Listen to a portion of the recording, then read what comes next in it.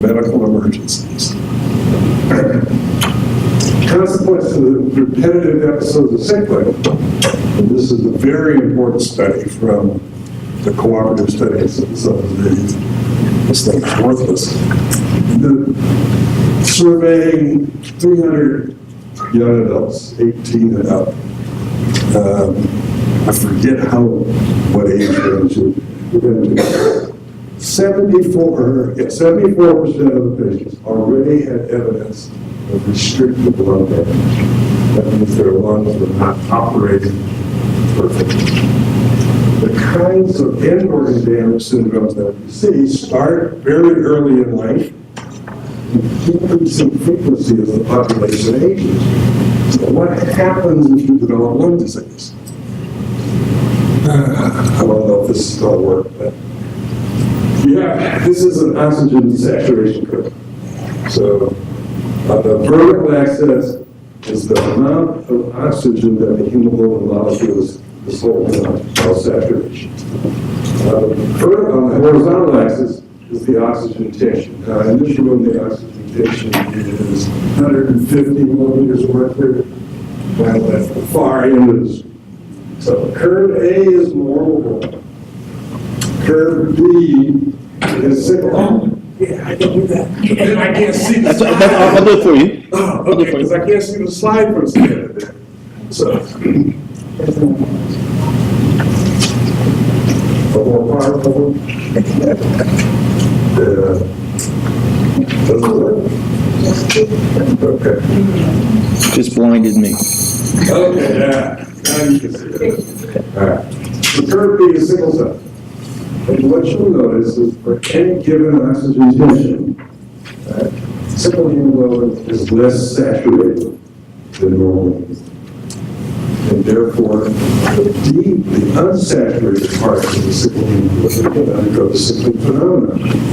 So if your oxygenation starts to decrease, that difference becomes bigger and bigger. And therefore, there's more desaturated sickle hemoglobin in your cells as they leave the heart. Meaning partially or completely sickle. This leads to the damage of the other organs. Too many things to manage here. Okay. And this is a curve from our work showing that, showing that if you develop pulmonary disease in that process, as a consequence of what we call sickle cell chronic lung disease, your survival is substantially shorter than the general population without pulmonary disease. But the data show that most patients, the data show that most patients are going to develop lung disease. So we have to find ways of addressing that.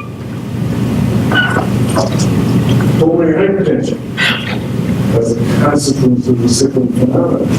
They show a 10% incidence in children increasing to 35% as the patient population ages. And that's associated with shorter survival as well as other illnesses.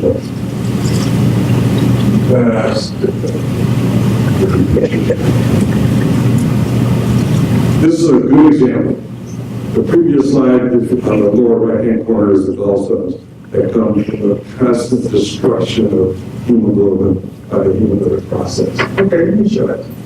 The gallstones are right there. They look like J, except they're round in the ring. What you see here, the frequency of gallstones starting at age 2 for sickle cell anemia, and essentially reaching 100% by about age 50, 60. The sickle C disease is less common because their hemolysis is not as severe. Now, there are 12 patients with SBA on that slide. I don't have any confidence in those numbers because that patient population is too small. Retinal disease, where you get ischemia, development of collaterals, The collaterals don't grow properly, and they have a tendency to bleed, cause retinal detachment. So beginning in the 20s and 30s, patients have to undergo periodic evaluations by retinal specialists, because that is how we address that issue. And this shows the retinopathy, again, for the sickle C patients, it's more common because they have a higher hemoglobin. For the sickle cell anemia patients, the incidence starts in the 30s rather than the teens. So you have to be aware of these differences between the subgroup types of sickle cell disease so that you can address complications of the test. Kidney function. Age. What you see here, beginning of the teenage years, the creatinine is a measure of kidney function. It starts rising. So again, this is something that you have to periodically assess in order to address the issue. Osteonecrosis. This is the spine, showing that what happens if you occlude these blood vessels by sickling, you weaken the bone, and then the weight bearing will cause the disc between the bones to push into the weakened area and giving you chronic back pain. We address that with physical therapy as our most effective mechanism. Yes, ma'am. I have a question with the retinal detachment. I have my eyes lasered last year, and I have paper that I had access when I was a kid. But Wait a minute. well, I was told that it was because of no, I was told that it was red as that because of the type of machines they use back then. And once it picks up the S hemoglobin, it kind of stopped there. And then when I was tested a couple of years ago, I was told I had S-beta plus, but when I was S-beta plus or S-beta 0? plus. Because that's often confused with sickle cell trait. Okay.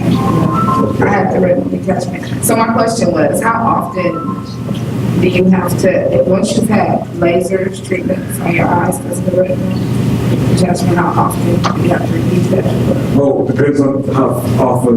So the question is about the retinopathy and how when these abnormal blood vessels develop, the treatment is laser phototherapy a lot and you erase the blood vessel. So it can't progress because of the detachment of the other.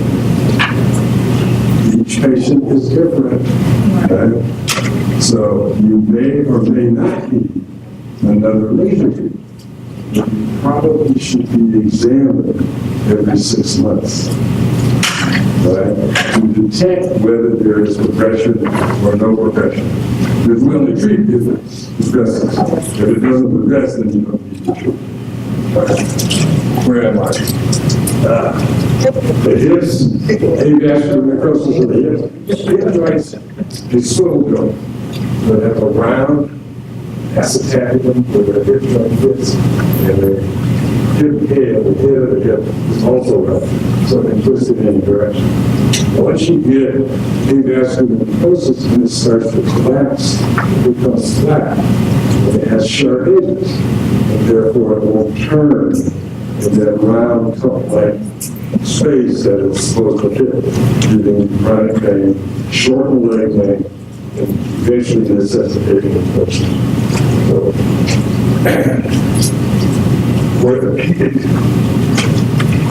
what you need in an adult program is, it's not all hematology. In fact, 90% of it is other work. So you need a cadre of specialists that you can work with, who can address some of the things that the hematologist by himself can't do.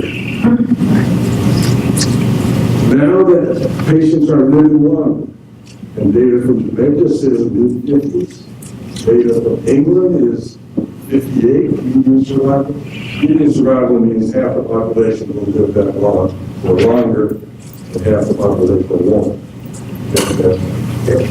So we're making progress from the mid-40s, when I started in the 70s. Now we're out another 10 to 12 years, and hopefully that will continue. And how we got this 10 or 12 years, hydroxyurea, reducing pain, reducing acute chest syndrome, preventing death, and hopefully preventing some of the end organ damage, which we should begin to see in the next 2 or 3 years.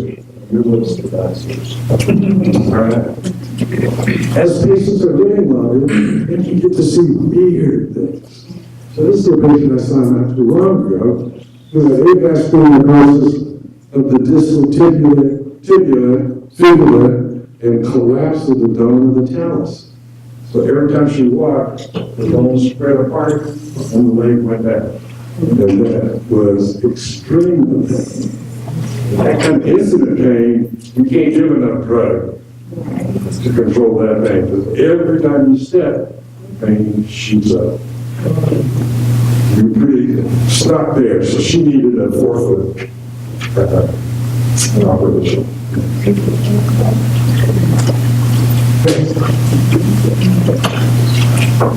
I always emphasize the non-sickle related kind of complications that you can have. So this is an example of a condition that we began to recognize several years ago, which was tendinitis and bursitis causing pain, misinterpreted as sickle pain. So this is the greater trochanter, that's the bone you feel on the side of your hip. And there's a bursa, that's C. There are 2 others in here. So bursitis there will give you pain when you walk, pain when you try to move it, and it's not sickle pain. You treat that with injections of steroids, which will make it go away. Just a local injection, even if you're diabetic, a local injection of steroid, small dose, is okay. It's not going to be enough to bother your blood sugar. Next slide.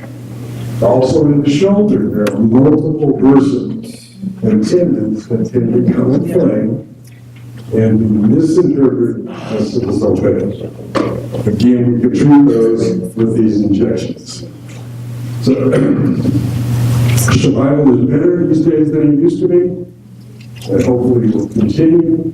And as a close, I'm going to talk about some of the current status of treatment. Next slide. Skip this one. So we survey our patients on an annual basis, taking a careful history about the complications of sickle cell disease, but then surveying a whole bunch of laboratory and x-rays looking for these complications so that we can address them early rather than late when it's too late to do anything. For example, looking at for urine protein as an early marker of evolving renal disease, because we can treat that with an ACE inhibitor and prolong the time till you get to renal failure. Just as an example. The guidelines say don't do electrocardiograms. I disagree. The reason I disagree is I think this is a way to screen for pulmonary hypertension, looking for some of the characteristic electrocardiographic findings. But there is recent data showing that a prolonged QT interval, don't worry if you don't know what that is, it's a measure of the electrocardiogram. But if it's prolonged over 480 milliseconds, it's associated with a higher risk of mortality.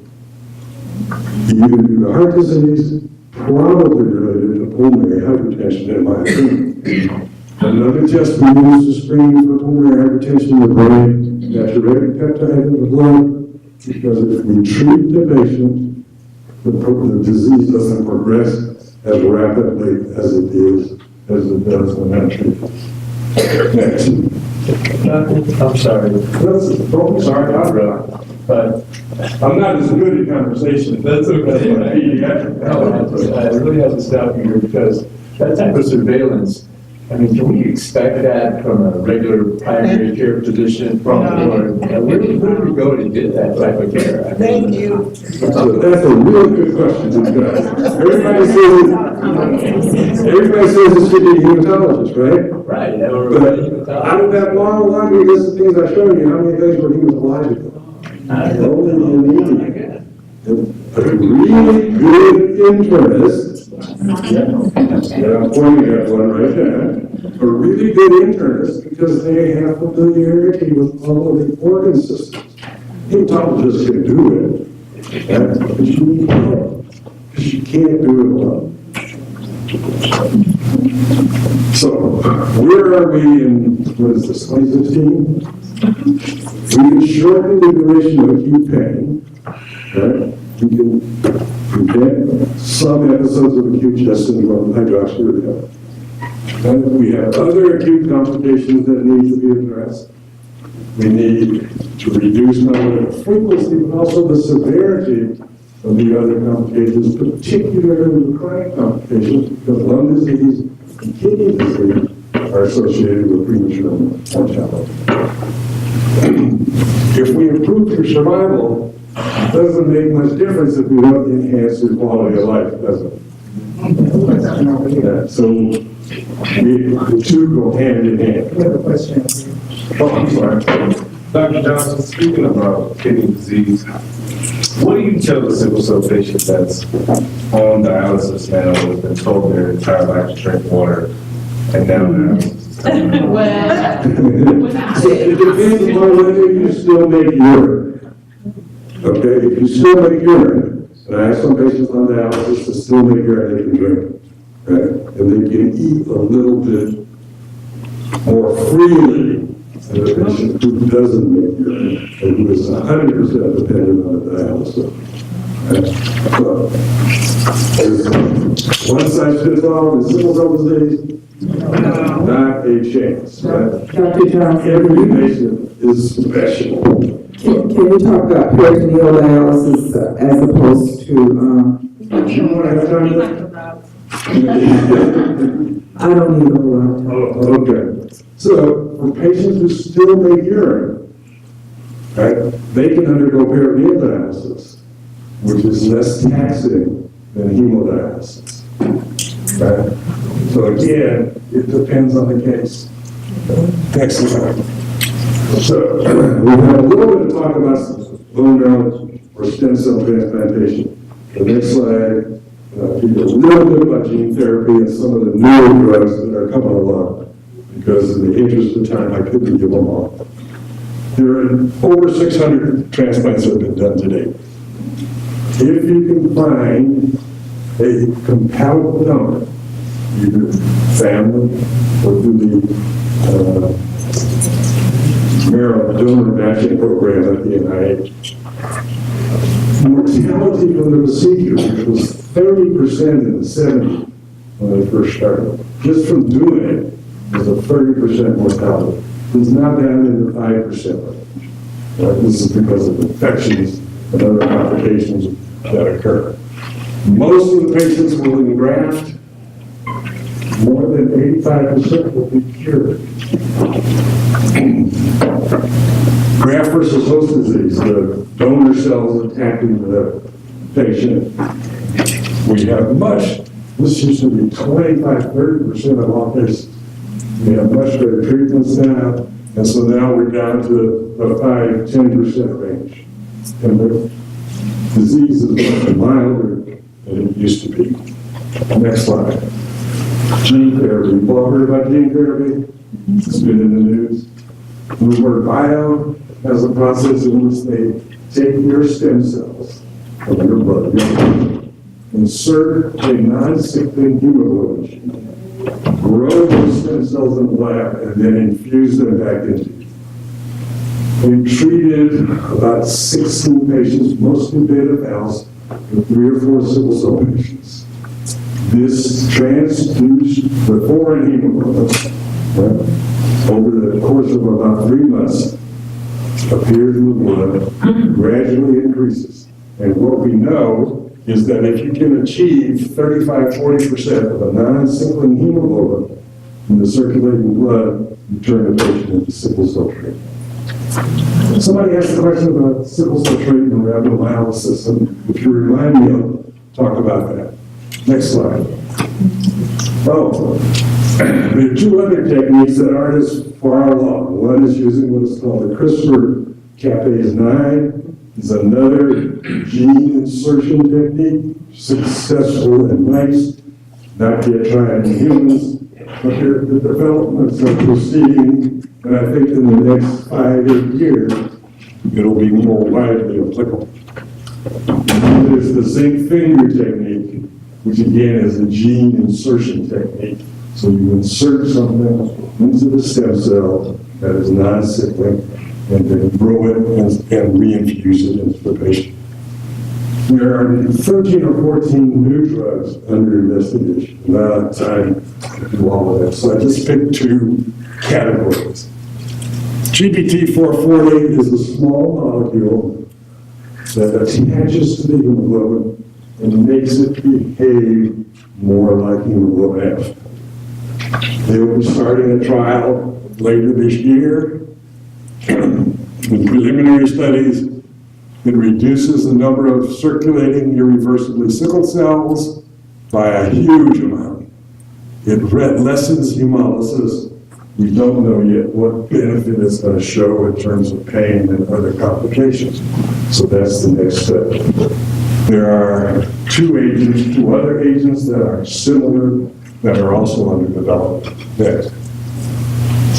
Then there are the anti-selectin, and I just picked this one. There's another one from Solexis Pharmaceuticals that inhibit the proteins on the red cell and on the endothelial, the lining of the blood vessel, that participate in the adhesive phenomenon that we think is the initial cause of vaso-occlusion.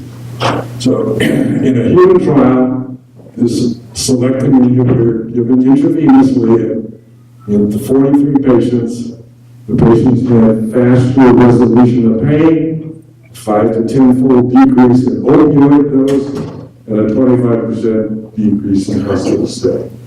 So these again are promising. I've been in this business 40 years, and I've seen a lot of promises that never develop. These seem reasonable.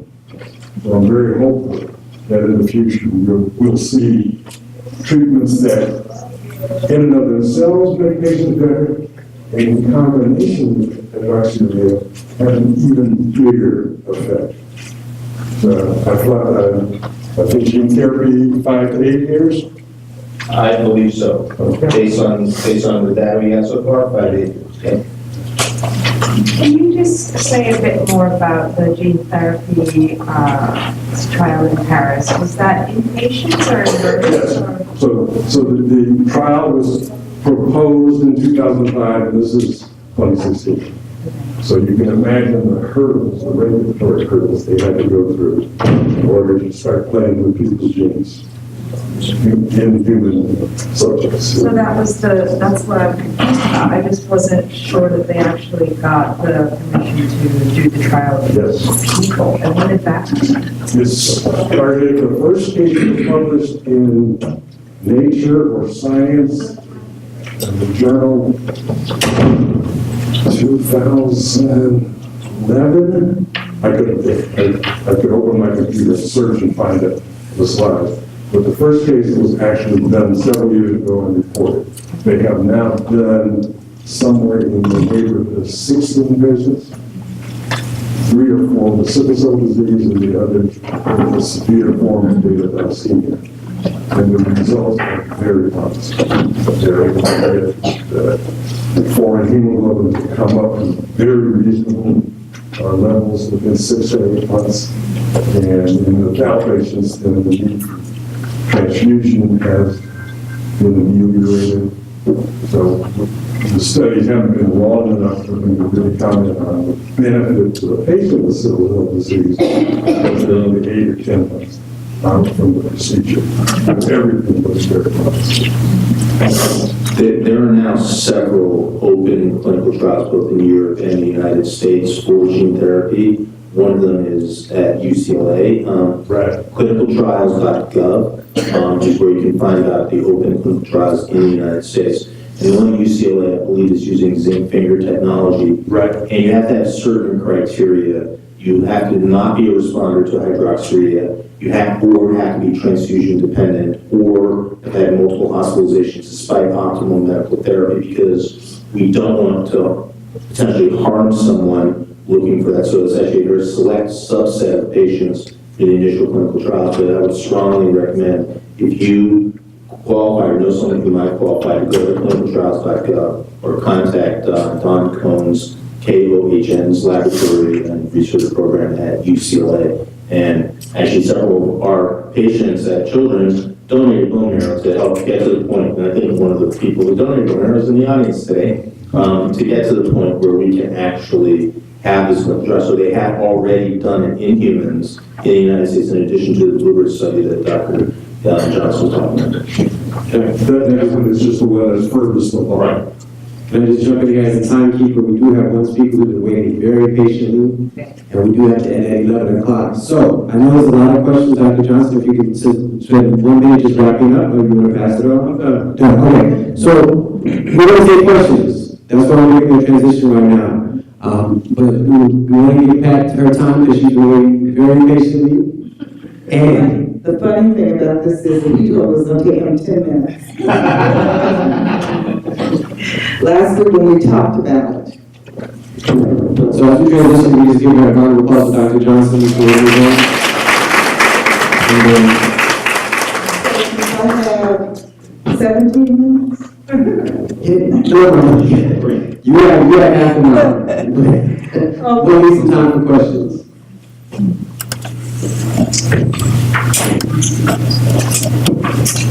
So these are exciting times, you guys. Yes. Really exciting times, because all of the bone marrow things that are going on, as well as Adrian and Nancy and myself just came back from a meeting in Washington, D.C.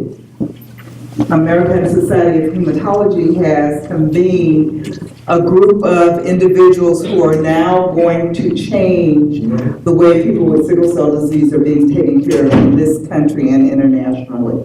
So these are really, really exciting times, and for the first time in all the years that I have worked, I actually feel like someone cares. So at the table were the emergency room doctors. Actually 2 societies of emergency room docs.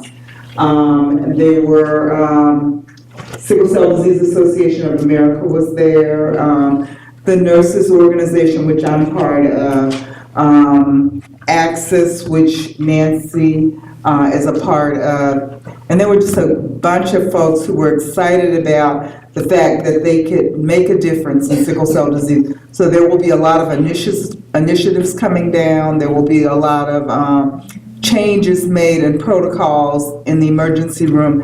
And hopefully in the next few years, you guys will really experience a difference in the way people with sickle cell disease are treated. So in saying that, I want to go on to say that one of the things that I think we need to start doing is starting to look at how we take care of ourselves. And so what I want to talk about a little bit today is developing a health passport, basically, which is looking at what things you need to do in order to maintain your health and in order to communicate with healthcare providers on what your needs are. How many of you guys think you get optimum care with sickle cell disease now?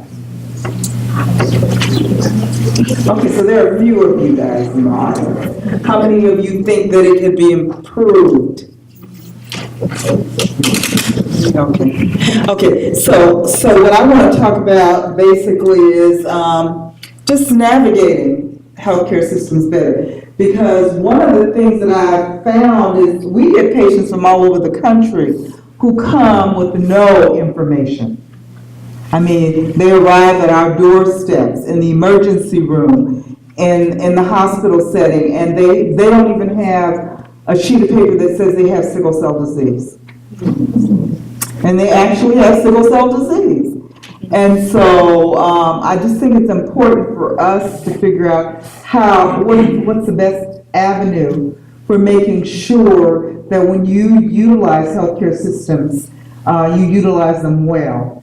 And one of the things that, and I think I talked to Carol about that years ago, is going back to visit facilities, because that is so important for people to know that you are a person, that you're not just someone with sickle cell, that you're not just a sickler, which is the term that I absolutely hate, but I hear patients referring to themselves as sicklers sometimes.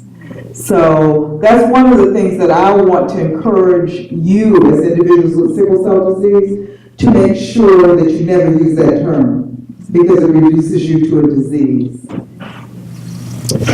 So my goal is just to empower people living with sickle cell disease by promoting independence and self-sufficiency through education. So I think that the more educated you are about your condition and about the things that are going on in the sickle cell arena, the better you will be able to navigate the waters. So all of you guys know what stigmatization is. And I just put a definition up here. It's labeling someone as socially undesirable or unacceptable. And isn't that how you guys feel sometimes? Yes. Because when you hit those areas, the first thing that's said, and I had to talk to one of the clerks in our emergency room, he told me, well, the sickle cell patients are frequent flyers. They come in here all the time. And we had this big discussion about how only 10% of the patients utilize hospitals a lot. 90% of the patients hardly ever come to the hospital. And so it's important for us to make sure that we continue to spread the news that using the word sickler, using the word frequent flyers, using all of those terms that you hear regularly is unacceptable. So this is just this bottom part is a quote from one of the nurses who I know, who's from University of Illinois. And she said a lot of nurses and healthcare professionals in general have preconceived erroneous ideas that sickle cell disease patients are just drug seekers. You guys are drug seekers. When you come in, that's what you need, huh? So I always tell the nurses, yeah, they are drug seekers. If you guys medicate them and treat them, they won't be seeking drugs anymore. So in reality, these patients are hurting, and it's often up to nurses to make sure they receive the pain control and disease management care they urgently need. So one of the things, when I first came into the sickle cell arena, there was this nurse. My thing is the sickle cell nurse is the most hated nurse in the hospital. Because when we hit the floor, we hit it for a purpose. And so this nurse, every time she would have patients with sickle cell on her unit, when she would leave the unit, she always took the medication keys with her. And she said she took them later on when she developed some condition where she had a lot of pain. And she and I sat down and talked. And she told me she never believed that sickle cell individuals could be in that much pain. And she said, and now that I have this condition, I think God gave me this condition so that I could see that you can function with a lot of pain. She said, because every day of my life, I struggle with this kind of pain. And it was incredible because I was able to convince her to come to the pain conference and talk about this every year at the pain conference so that she could share with other nurses that there was that life with sickle cell disease sometimes means that even, when you're in pain, you have to keep going. So, next slide. So I kind of came up with 3 C's that I want you guys to be able to do. I want you to be able to communicate well about your sickle cell disease. I want you to learn how to talk to healthcare providers and the other thing, that when you're dissatisfied with them, I want you to learn how to make formal complaints. And that means in writing, because if it's not written, it's not done, I want you to familiarize yourself with the healthcare facility and chain of command, because it's so important for you to know who you go to when you need to discuss something, you know. Because you can spend days talking to someone who can't effect any change, or you can go to the person who can actually effect change. And if you put something in writing, the hospital has to respond to that, you know. So you really need to learn how to file a formal complaint. And it's not a rocket scientist type thing. What I encourage patients to do, if you can't write it, dictate it. You have a recorder on your phone. Dictate it and then go back and have someone else help you to write it. But there are just a lot of different ways that you can do things to make sure that your voice is heard. Well, I don't think that's spelled right. Comprehending or understanding your condition and the healthcare system is really, really important. So education to me is the key to managing your sickle cell disease, and it's the key to receiving the best possible care. So you really have to, you know, a lot of people, I remember when I used to talk to people and I'd ask them, so what kind of sickle cell disease do you have? Anemia. Sickle cell anemia. I would hear, I think I have sickle cell trait. And then I'm like, no, you don't have sickle cell trait. Well, I think I do, because they told me I have sickle, and that was a person that had sickle C disease often. You know, or I don't know what kind of sickle cell disease I have. You know, I just know that I have pain. So in order to be able to help other people to help you, you have to be able to tell them what you have. Because they're not going to believe you if you can't. And then